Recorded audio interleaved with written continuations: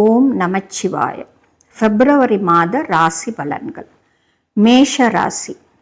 உங்கள் ராசிநாதன் செவ்வாய் இந்த மாதம் உச்சம் பெறுவதால் நன்றாக இருப்பீர்கள்.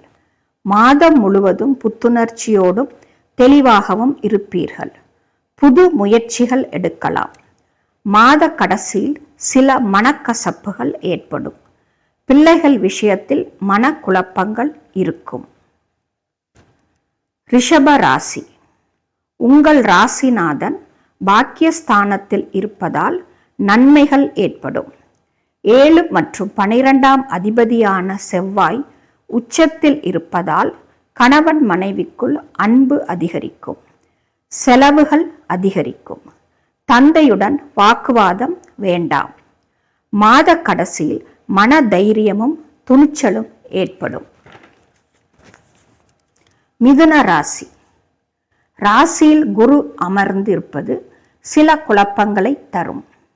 அதே நேரம் குரு தன் பார்வையால் 5 மற்றும் 9ஆம் இடங்களை பார்ப்பது சிறப்பாகும். ராசிக்கு 8இல் 4 கிரகங்கள் மறைந்து இருப்பது காரிய தடைகளை ஏற்படுத்தும். நிதானமாக செயல்படவும். ராசிக்கு 6ஆம் அதிபதி செவ்வாய் உச்சமாக இருப்பதால் இந்த மாதம் உழைப்பு அதிகரிக்கும்.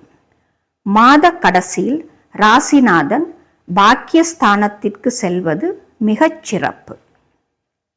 கடக ராசி. மாத ஆரம்பத்தில் அனைத்து கிரகங்களும் சந்திர அதியோகத்தில் இருப்பது மிகவும் சிறப்பு. ராசிக்கு 5 அதிபதி 7இல் இடத்தில் உச்சமாகி இருப்பதால் பலருக்கு காதல் கைகூடும். திருமண வாழ்வில் இருந்து வந்த கசப்புகள் நீங்கும். குழந்தை வரம் ஏற்படும். மாதம் முழுவதும் செவ்வாய் உச்சமாகி இருப்பதால் மன நிறைவு இருக்கும். சிம்மம். மாத ஆரம்பத்தில் ராசிநாதன் சூரியன் 6இல் அமர்ந்து மற்றும் செவ்வாய் உச்சமாகி அவருடன் சேர்ந்து இருப்பதால் உழைப்பு அதிகரித்து காணப்படும்.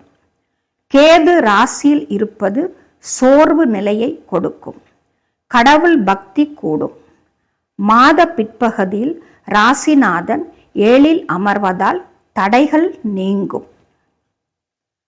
கன்னி.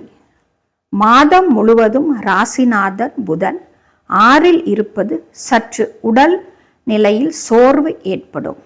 8ஆம் அதிபதி செவ்வாய் 5இல் உச்சமாகி இருப்பதால் தொழிலில் லாபம் சற்று குறையும்.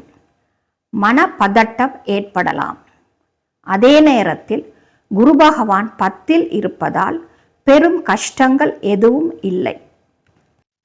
மேலும் இது போன்ற ஜோதிட தகவல்களை பெற இந்த சேனலை லைக், ஷேர் மற்றும் சப்ஸ்கிரைப் செய்யுங்கள். நன்றி, வணக்கம்.